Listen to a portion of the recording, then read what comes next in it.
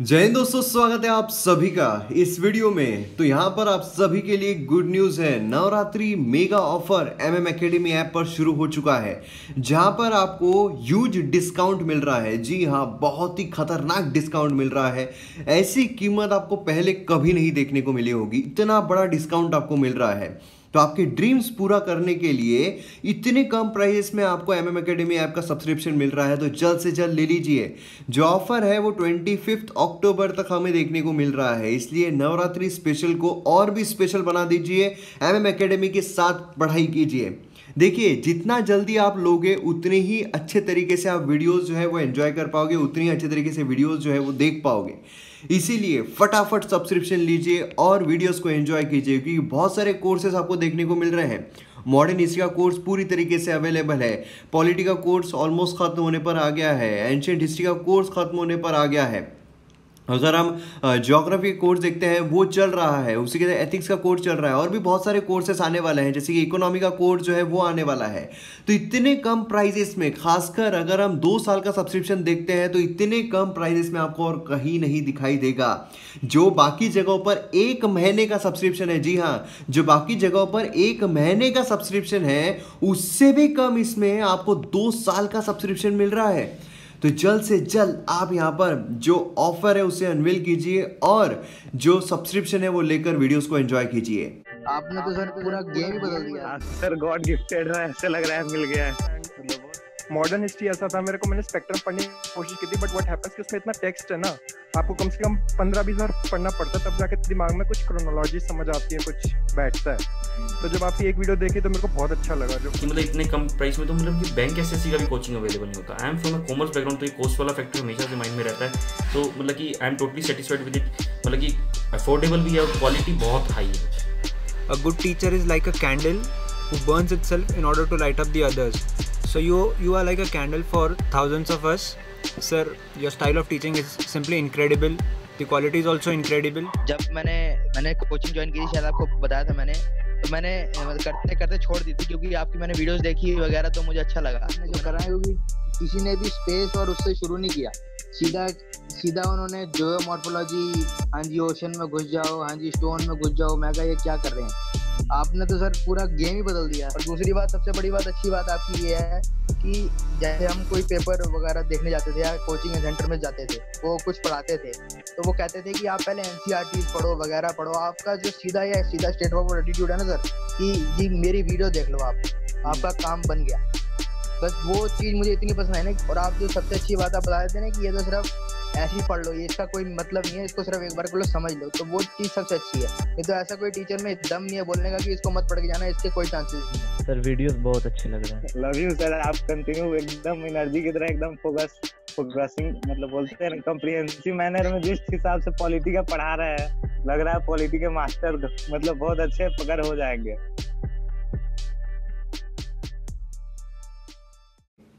आज हम यहाँ पर 15 अक्टूबर का जो एनालिसिस है वो देखेंगे। उसी के साथ साथ जो पहले के आर्टिकल्स हमारे रह गए थे, उन भी आर्टिकल्स को हम कवर करेंगे, जिससे कि हमारा कॉम्प्रिहेंसिव व्यू हमको मिल जाए। तो काफ़ी इंपॉर्टेंट एनालिसिस रहने वाला है।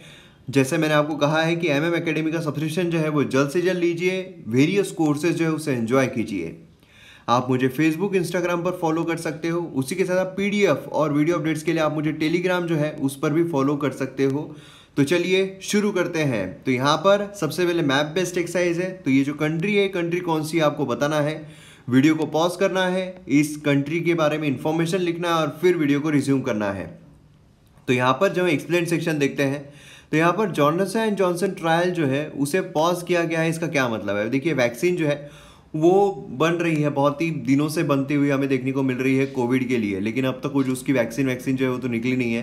हालांकि रशिया ने क्लेम किया था, लेकिन उसके कुछ भी हमें ये जो है बाहर एविडेंसेस देखने को नहीं मिल रहे हैं। लेकिन अब यहाँ पर J&J जो है उसने यहाँ पर ट्रायल में पॉज ला दिया, तो इसका क्या मतलब है यही बताया जा रहा है। तो इतना कुछ खास आर्टिकल नहीं है।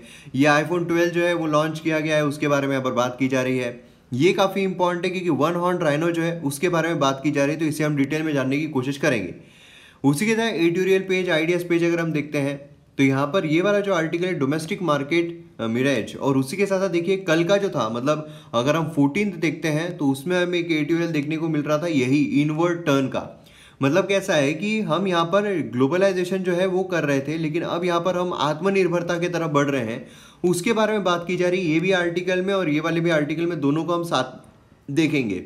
उसी के साथ साथ ये है जो पार्लियामेंट है उसको बाईपास किया जा रहा है, तो यहाँ पर पॉलिटिकल आर्टिकल है। उसी के साथ साथ अगर हम ये वाला आर्टिकल देखते हैं तो न्यू लेबर कोड जो है उसके बारे में बात की जा रही है। देखिए जो नए लेबर कोड्स लाए गए हैं, जो भी लेबर लॉज लाए गए हैं, उसके बारे में हमने ऑलरेडी कवर किया हुआ है न्यूज़पेपर एनालिसिस में ही। उसी के साथ साथ अगर हम कल का देखते हैं तो उसमें भी ये काफ़ी इंपॉर्टेंट आर्टिकल हमें देखने को मिल रहा है। नेशनल एजुकेशन पॉलिसी जो उसको इंप्लीमेंट किस तरीके से किया जा सकता है उसके बारे में आर्टिकल जो है ये बात कर रहा है, तो काफ़ी इंपॉर्टेंट है, अच्छी तरीके से जानने की कोशिश करेंगे।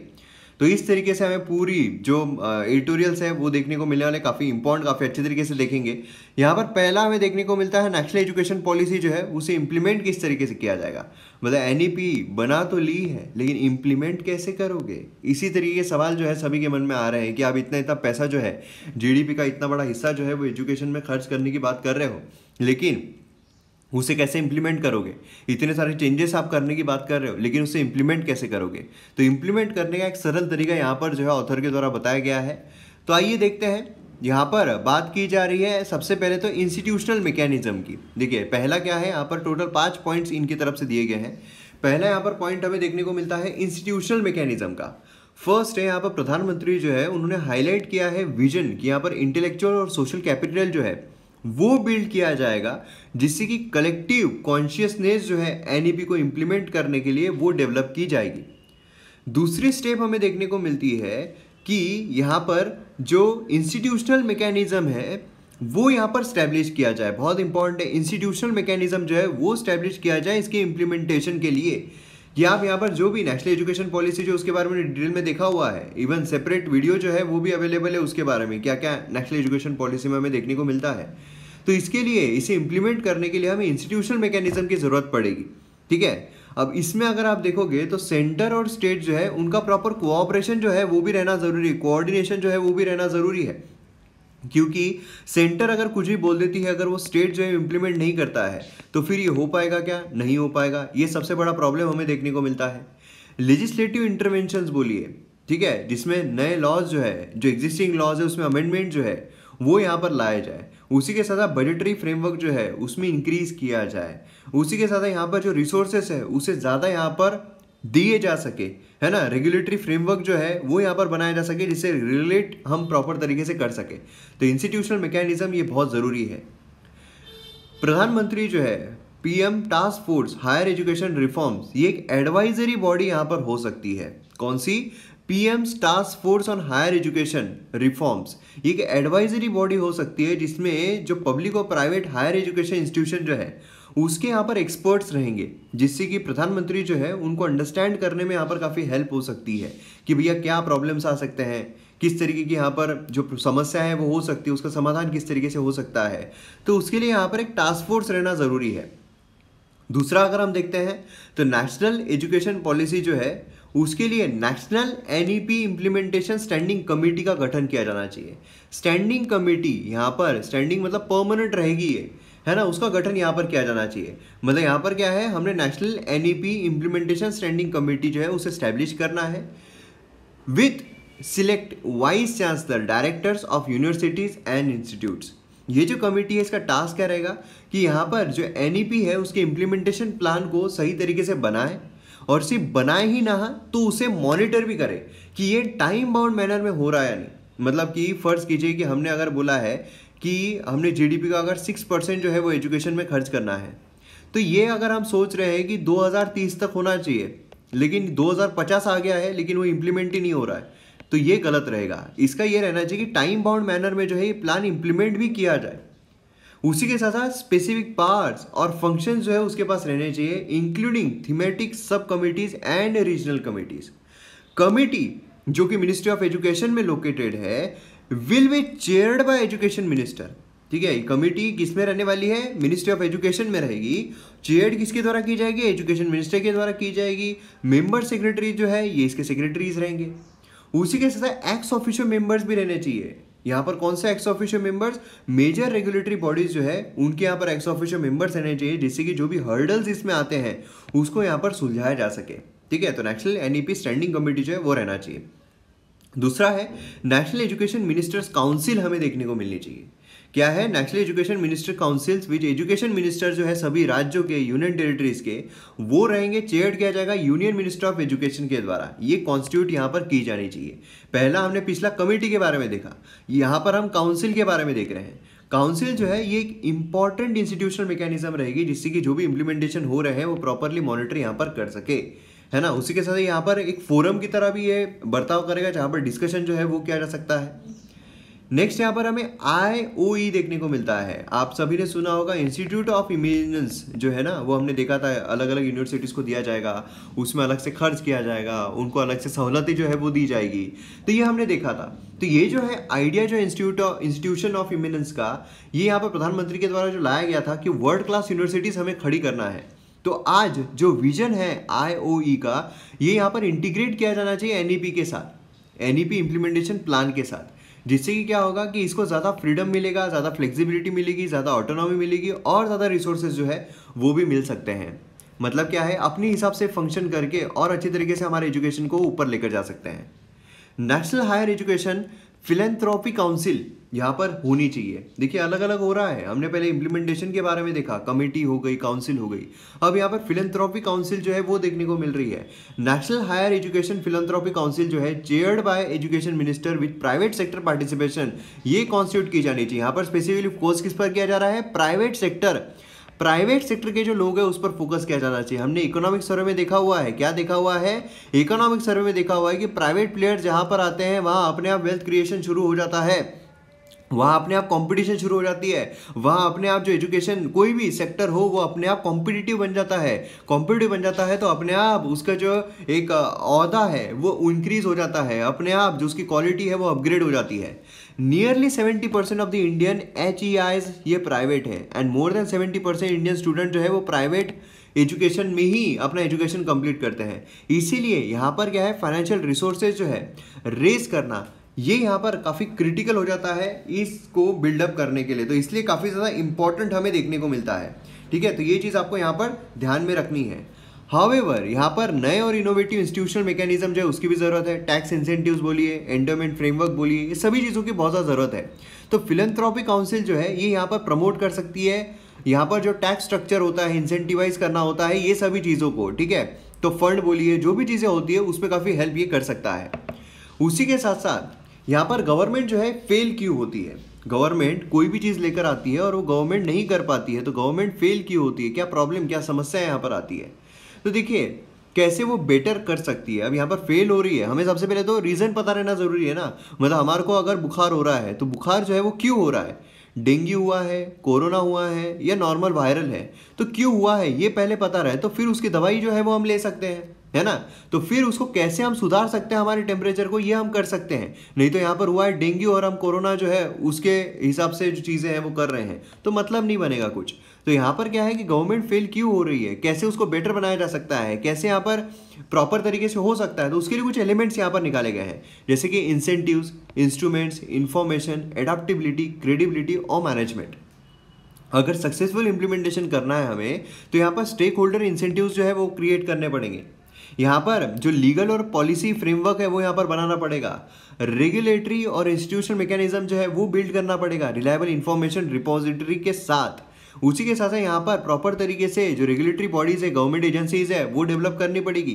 क्रेडिबिलिटी जो है वो डेवलप करना पड़ेगा ट्रांसपेरेंट एक्शंस के साथ, और जो मैनेजमेंट के प्रिंसिपल्स है उसको साउंड यहाँ पर बनाना पड़ेगा। तो ये सारी चीज़ें हम यहाँ पर कर सकते हैं उसको प्रॉपरली इंप्लीमेंट करने के लिए। देखिए मेंस पर्सपेक्टिव से ये चीज़ बहुत ही ज़्यादा इंपॉर्टेंट हो जाती है।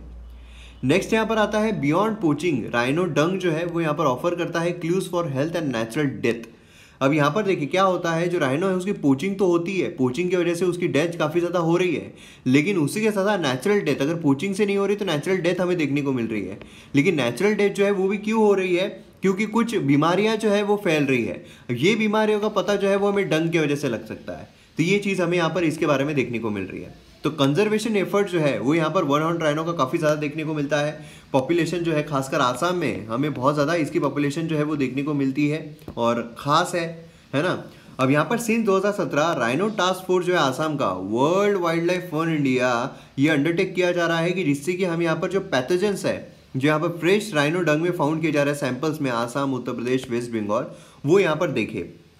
राइनो के बारे में अगर हम देखते हैं, वन हॉर्न राइनो ये काजीरंगा नेशनल पार्क खासकर वहाँ पर हमें देखने को मिलता है। अब ये जो प्रोजेक्ट है ये इतना इंपॉर्टेंट क्यों है जो ये प्रोजेक्ट यहाँ पर लाया जा रहा है? तो देखिए, पोचिंग जो है ये बिलीव किया जाता है कि मेन कॉज है राइनोस के डेथ का, लेकिन राइनोस जो है नेचुरल कॉजेस से भी उनकी डेथ जो है वो होती है, ठीक है। और उसके बारे में हमें कोई स्टडी नहीं है कि क्यों उनकी डेथ होती है, क्यों वो मर रहे हैं। अकॉर्डिंग टू रिसर्चर्स अगर हम देखते हैं तो हैबिटेट डिग्रेडेशन जो है वो हो रहा है, जिसकी वजह से जो पैथोजेंस होते हैं उसके काफ़ी ज़्यादा एक्सपोजर में वो चल जाते हैं। टिल डेट अगर देखा जाए, डेथ नहीं डेट अगर देखा जाए, तो कोई भी सिस्टमेटिक स्टडी जो है वो हमें देखने को नहीं मिल रही है डिसीज कॉजिंग पैरासाइट्स पर, कि कौन से डिसीज की वजह से राइनोस जो उनकी डेथ हो रही है। तो ये जो प्रोजेक्ट है काम कैसे करेगा? यहाँ पर सैंपल जो है वो कलेक्ट किए जा रहे हैं उत्तर प्रदेश दुधवा नेशनल पार्क से, वेस्ट बंगाल के जल्दापार नेशनल पार्क से, जो गोरुमारा नेशनल पार्क है, आसाम का राजीव गांधी औरंग नेशनल पार्क है ना, जो पोबित्रो ये नेशनल पार्क है, तो मानस नेशनल पार्क है, काजीरंगा। देखिए ये जो नेशनल पार्क्स है ना, कौन कौन से हमारे देश में नेशनल पार्क्स है, पूरा वीडियो जो है ऑलरेडी अपलोड हो चुका है MM एकेडमी ऐप पर। MM एकेडमी का जो ऐप है उसका जो स्टैटिक जीके का पोर्शन है, देखिए स्टैटिक जीके पोर्शन बहुत इंपॉर्टेंट होता है। तो स्टैटिक जीके का जो पोर्शन है उसमें कंप्लीटली नेशनल पार्क जो है, वाइल्ड लाइफ सेंचुरीज जो है अवेलेबल है, तो वो आप देख सकते हो, काफ़ी इंपॉर्टेंट है। रिसर्चर ने यहाँ पर सैंपल जो है, फ्रेश सैंपल्स वो यहाँ पर कलेक्ट किए हैं, यूनिक आईडीज उनको दी है, जिससे कि हम यहाँ पर जो भी पैथोजेंस है उनके बारे में डिटेल में इंफॉर्मेशन ले सके। फाइंडिंग्स यहाँ पर हमें क्या देखने को मिल रही है? तो सैंपल्स जो यहाँ पर लगाए गए थे आसाम से, वेस्ट बंगाल से, तो स्टडी ने यह कंक्लूड किया है कि 4 जेनेरा यहाँ पर प्रेजेंट होते हुए हमें देखने को मिल रहे हैं 68% of Indian rhinos population. Overall अगर हम प्रिविलेंस देखते हैं, ठीक है, एंडोपैरासाइट्स का, वो 58.57% है आसाम में, 88.46% है वेस्ट बंगाल में, ठीक है, और यूपी का रिजल्ट जो है वो पेंडिंग है। अब इसमें अगर हम देखें तो 4 जेनेरा कौन कौन से है ये हमें देखने को मिलते हैं, ठीक है, SPP एंड नरई, ये हमें यहाँ पर देखने को मिलता है। और वेस्ट बंगाल जो है reported prevalence of only strongly SPP, Assam ने यहाँ पर सभी 4 जो है वो रिपोर्ट किए। तो इस तरीके से हमें यहाँ पर देखने को मिल रहे हैं। देखिए किस तरीके से चीज़ें हैं वो हमें पता चल जाती हैं, तो ये सारी चीज़ें काफ़ी इंपॉर्टेंट है। नेक्स्ट यहाँ पर हम आ रहे हैं डोमेस्टिक मार्केट मिराज पर। अब यहाँ पर काफ़ी इंपॉर्टेंट चीज़ आती है। देखिए यहाँ पर ये वाला अगर हम आर्टिकल देखते हैं ना, तो आर्टिकल समझने से ज़्यादा आपको कॉन्सेप्चुअल क्लैरिटी जो है वो रहना ज़रूरी है। क्या होता है कि कोई भी कंट्री अगर एक्सपोर्टिंग कंट्री है, काफ़ी ज़्यादा एक्सपोर्ट कर रही है, तो ज़्यादा फ़ायदा होता ही है। ऐसा नहीं कि कोई भी कंट्री सिर्फ एक्सपोर्ट ही करती, कुछ इंपोर्ट कर ही नहीं सकती है। बहुत सारी कंट्री, ऑलमोस्ट सभी कंट्रीज जो है वो एक्सपोर्ट भी करती है और वो इम्पोर्ट भी करती है, क्योंकि हर जगह हर कंट्री में सब कुछ रहे ज़रूरी नहीं है ना। अब जब कंट्री ज़्यादा एक्सपोर्ट कर रही है, इसका मतलब क्या हो रहा है कि उसके पास ज़्यादा पैसा आ रहा है, चीज़ें जा रही है, पैसा आ रहा है, चीज़ें जा रही है, पैसा आ रहा है, चीज़ें जा रही है, पैसा आ रहा है। तो अब इससे एक सवाल निकलता है। देखिए जैसे मैंने आपको हमेशा कहा है कि UPSC अब ज़्यादा इम्प्लीमेंटेशन ओरिएंटेड पूछ रहा है। मतलब ऐसा नहीं है कि हम फैक्चुअल चीज़ें जो है वही पढ़ के जाए, ये ज़्यादा इम्प्लीमेंटेशन ओरिएंटेड आ रहा है, जो आपको किताबों में देखने को नहीं मिलेगा। किताबों में आपको ये बताया जाएगा कि हाँ, कि जो करेंसी है उसका डिवैल्यूएशन, एप्रिसिएशन, डेप्रिसिएशन कैसे होता है। लेकिन सवाल आपको UPSC में आ जाएगा कि फ़र्ज़ कीजिए कि अगर कोई एक आधा दुकानदार है, ठीक है, एक आधी कोई कंट्री है, अगर वो कंट्री ग्लोबलाइज्ड हो रही है, ठीक है, ग्लोबलाइज्ड हो रही है, मतलब एक्सपोर्ट उसकी कैपेबिलिटीज़ काफ़ी ज़्यादा बढ़ रही है, तो फिर जो करंट अकाउंट डेफिसिट है उसमें बढ़ोतरी होगी, कटौती होगी, या फिर करंट अकाउंट सरप्लस हो जाएगा, है ना, या फिर कैपिटल अकाउंट क्या होगा। इस तरीके से क्वेश्चन जो है आपको पूछे जा सकते हैं। करेंसी में एप्रिसिएशन होगा, डेप्रिसिएशन होगा, ऐसे क्वेश्चन जो है आपको अक्सर पूछे जाते हैं। आपने देखा है ना UPSC जो हाल ही में हुई है उसमें 1000 ऐसा प्रैक्टिकल कुछ क्वेश्चन जो है वो भी पूछा गया था। एग्जैक्टली क्वेश्चन याद नहीं आ रहा है, लेकिन ऐसे क्वेश्चन जो है आपको एग्जाम में पूछे जाते हैं। तो इसमें अगर आप देखोगे तो एक्सपोर्ट अगर ज़्यादा बढ़ जाता है तो कंट्री जो है उसको फ़ायदा कब होगा? अगर करेंसी जो है वो अप्रिशिएट हो रही है या करेंसी डेप्रिशिएट हो रही है। मतलब हमारी करेंसी है रुपी, ठीक है, अब रुपी जो है वो डॉलर के मुकाबले अगर कमज़ोर होती है और अप्रिशिएट होती है, मजबूत होती है, तो मजबूत होती है या कमज़ोर होती है, तो किसमें हमें एक्सपोर्ट में ज़्यादा फ़ायदा मिलेगा, एक्सपोर्ट में मज़ा आएगा। तो यहाँ पर आप सोचिए कि $1 इज इक्वल्स टू 50 रुपीज़ है, इज इक्वल्स टू 50 रुपीज़ है।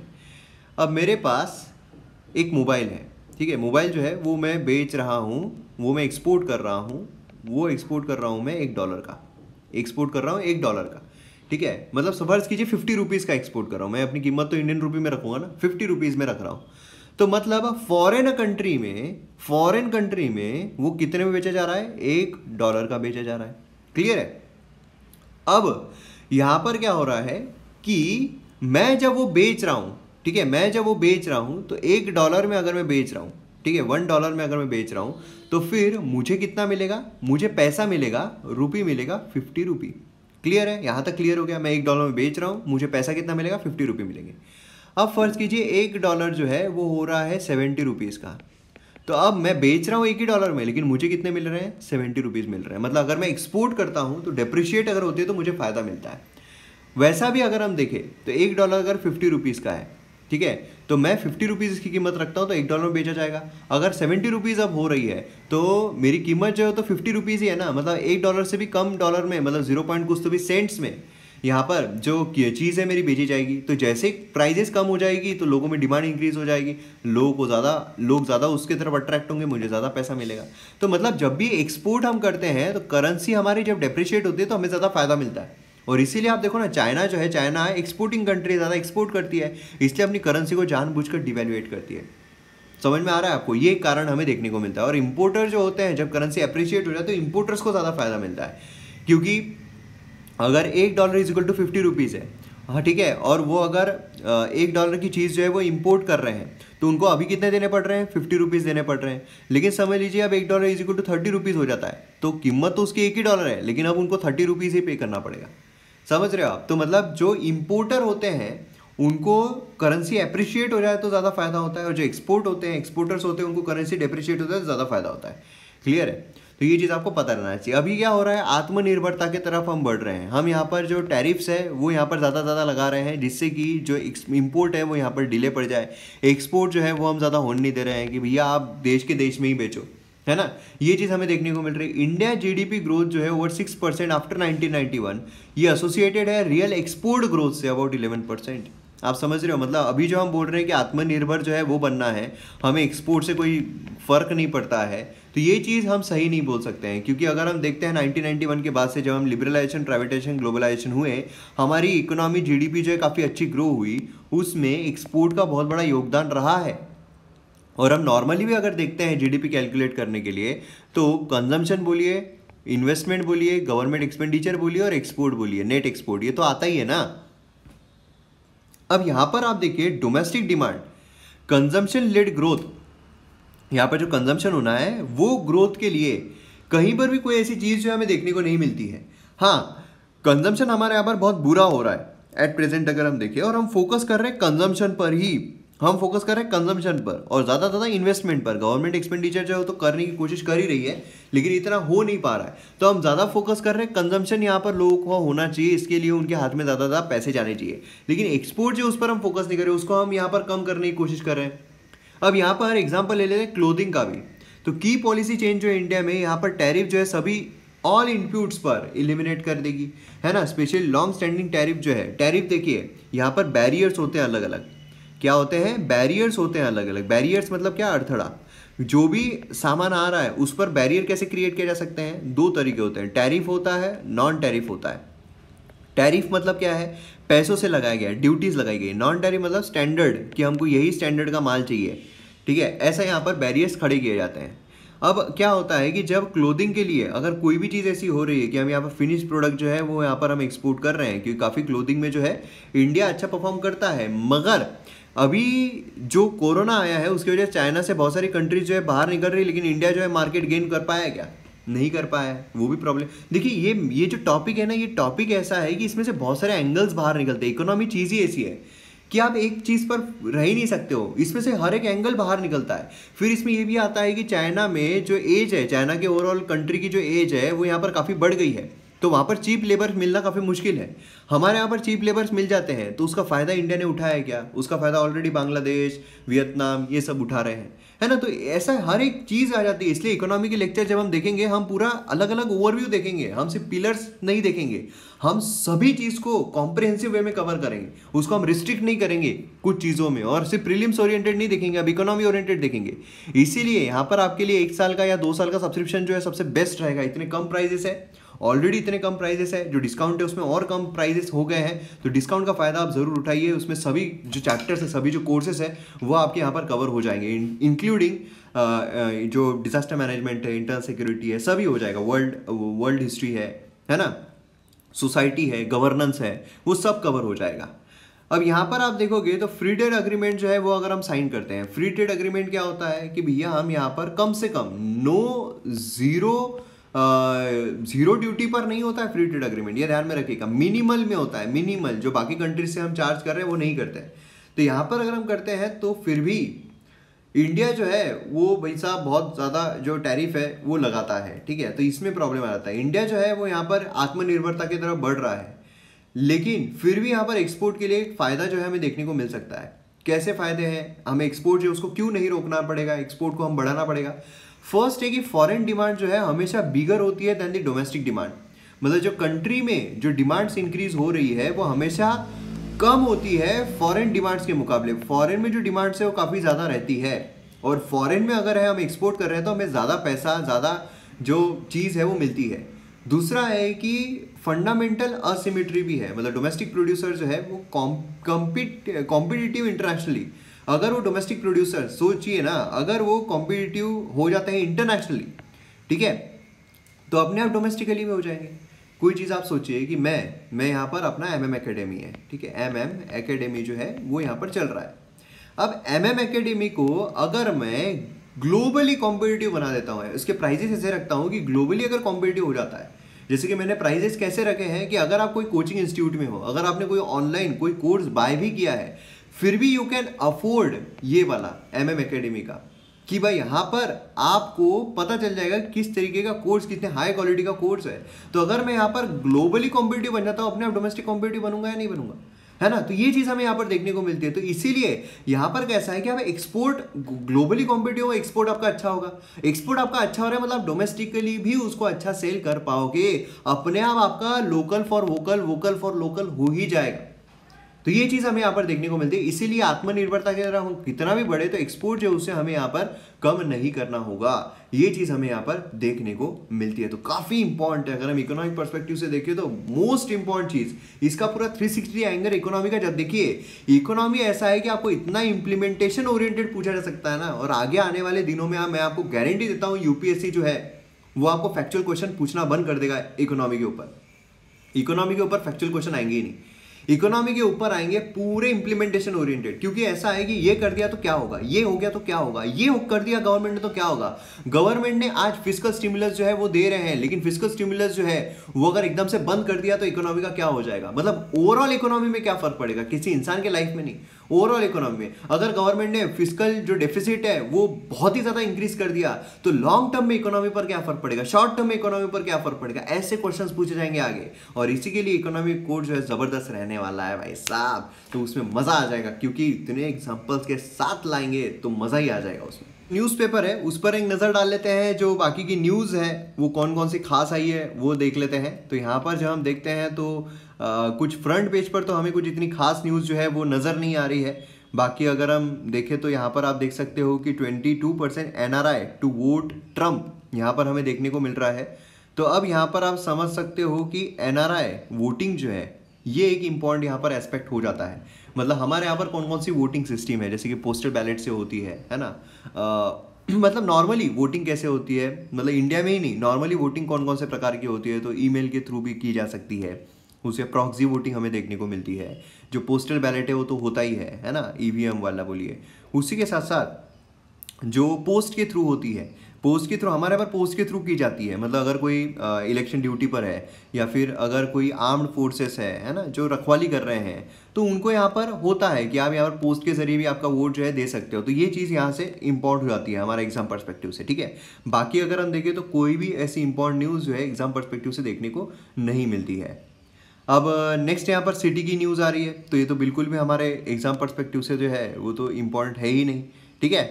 अब यहाँ पर आप देख सकते हो जो PM केयर्स फंड है, PM फंड, ठीक है। PM फंड अगर आप यहाँ पर देखोगे तो PM फंड में कौन कौन से टॉप कंट्रीब्यूटर रहे हैं फ्रॉम द स्टाफ सैलरी। तो देखिए क्या होता है कि मैंने अभी जो पॉलिटी की सीरीज चल रही है MM एकेडमी पर, उसमें हम अभी नॉन कॉन्स्टिट्यूशनल बॉडीज ही देख रहे हैं, है ना। तो उसमें हम जो अलग अलग देख रहे हैं, जैसे कि जो राइट टू इन्फॉर्मेशन एक्ट है वो भी डाला गया है ना। सेंट्रल इन्फॉर्मेशन कमीशन बोलिए, उसके बारे में देखा है, स्टेट इन्फॉर्मेशन कमीशन के बारे में देखा है। तो ये जो चीज़ें हैं ये काफ़ी इंपॉर्टेंट हो जाती है। क्यों होती है? क्योंकि इसी पर क्वेश्चन आपको यहाँ पर आएंगे। क्यों? क्योंकि यहाँ पर क्या बोला गया है कि PM केयर्स फंड जो है वो बिल्कुल भी RTI के अंडर में नहीं आता है।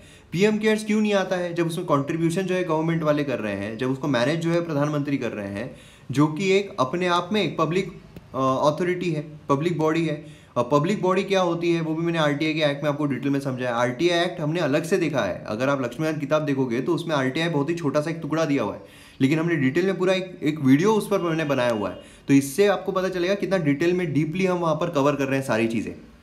लक्ष्मीकांत के काफ़ी बियॉन्ड चले गए हैं हम। आप स्टार्टिंग के लेक्चर देख लो, आपको पता चलेगा कितना बियॉन्ड चले गए हम, है ना। जो हिस्टोरिकल बैकग्राउंड का आप एक्ट देखोगे उसमें हम सिग्निफिकेंस वगैरह वो उतनी सारी चीज़ें उसमें दी नहीं गई, तो काफ़ी बियॉन्ड जाकर हम सारी चीज़ों को समझ रहे हैं। तो ये एक हमें यहाँ पर देखने को मिलता है PM केयर से। तो वो कंट्रोवर्सी, वो स्टैटिक चीज़ आपको ध्यान में रहना चाहिए PM केयर्स न्यूज़ में रहने के बावजूद, ठीक है। बाकी अगर हम देखें सिटी की न्यूज़ हमें देखने को मिल रही है। उसी के साथ साथ हमें यहाँ पर जो गवर्नमेंट एंड पॉलिटिक्स है उसमें इतनी कुछ खास चीज़ें जो है वो नज़र नहीं आ रही। यहाँ पर जो एक ये है cabinet note for world bank aided STARS project, ठीक है। यहाँ पर क्या हो रहा है, नेशनल एजुकेशन पॉलिसी, है ना, उसी के बारे में यहाँ पर चीज़ें हमें देखने को मिल रही है। तो ये चीज़ आपको पता रहना ज़रूरी है। बेसिकली यहाँ पर क्या है, परख के बारे में बात हो रही है। परख क्या है? परख अगर आपको पता होगा तो मिनिस्ट्री ऑफ एजुकेशन जो है उन्होंने यहाँ पर परख जो है वो यहाँ पर इस्टेब्लिश किया है, ठीक है। क्या है ये कि यहाँ पर स्टैंडर्ड जो है वो सेट करेगा जो एग्जामिनेशन होने वाली है उसके बारे में, ठीक है, through strengthening teaching learning and result for states stars. तो ये हमें यहाँ पर देखने को, तो परख किससे रिलेटेड है, स्टार्स किससे रिलेटेड है, ये आपको सीधा फैक्चुअल क्वेश्चन जो एग्जाम में पूछा जा सकता है कि जो परख है काफ़ी न्यूज़ में देखने को मिल रहा है किससे रिलेटेड है, तो आपको पता है एजुकेशन से रिलेटेड है, ठीक है। तो ये चीज़ यहाँ पर इंपॉर्टेंट हो जाती है एग्जाम पर्सपेक्टिव से। बाकी अगर हम देखते हैं तो और तो कोई इस पेज पर खास न्यूज़ नज़र नहीं आ रही है। बाकी यहाँ पर CBI जो है वो आ जाता है। CBI जब भी देखिए CBI कंटिन्यूसली न्यूज़ में रहता है। CBI का ऑलरेडी मैंने चैप्टर जो है वो ले लिया है। CBI ऑलरेडी अवेलेबल है हमारे इस पर MM एकेडमी ऐप के पॉलिटिकल लेक्चर्स में। बाकी अगर हम एक्सप्रेस नेटवर्क देखते हैं तो यहाँ पर हेवी रेन जो है वो आया है, ठीक है, हेवी रेन आया है। अब देखिए यहाँ पर अगर हम सदर्न पार्ट में देखते हैं, खासकर वो एरियाज जो कि वेस्टर्न घाट के पास है, खासकर जो हिली एरियाज में है, वहाँ पर हेवी रेन की वजह से लैंडस्लाइड काफ़ी ज़्यादा हमें देखने को मिलती है। फ्लड बोलिए, लैंडस्लाइड देखने को मिलती है। तो लैंडस्लाइड के बारे में हमने ज्योग्राफी के लेक्चर जो उसमें हम कवर करें, लैंडस्लाइड के बारे में आपको पता रहना चाहिए, पूरी की पूरी इन्फॉर्मेशन जो है वो आपको रहना चाहिए। यहाँ पर फिर से देखिए CBI आ रहा है, तो CBI बहुत इंपॉर्टेंट हो जाता है, ठीक है। उसी के साथ साथ यहाँ पर दूसरे पेज पर देखते हैं तो वहाँ पर भी कुछ खास न्यूज़ हमें देखने को नहीं मिल रही है। और फिर यहाँ पर एडिटोरियल आइडियाज़ पेज जो है वो तो हमने देख लिया, एक्सप्लेन भी देख लिया है। वर्ल्ड पेज अगर हम देखते हैं तो ट्रम्प की न्यूज़ हमें नज़र आती है क्योंकि वही वहाँ पर चल रहा है। बाकी अजरबैजान और अर्मेनिया जो है उसकी फ़ाइट के बारे में हमने ऑलरेडी कवर किया हुआ है, तो ये हमें यहाँ पर देखने को मिलता है। इकोनॉमी अगर हम देखते हैं तो इकोनॉमी में देखिए यहाँ पर आप देख सकते हो कि लोन रिस्ट्रक्चरिंग जो है वो सभी क्रेडिट सब्स्टिट्यूट्स पर दिया जा रहा है। RBI ने कहा लोन रिस्ट्रक्चरिंग होता है कि भैया लोन जो है आपने लिया हुआ है 20 लाख का और उसको आपको 5 साल में अदा करना है, आपको इतनी इतनी किस्त फर से भरनी है, आपको 40,000 रुपये हर महीना भरना है।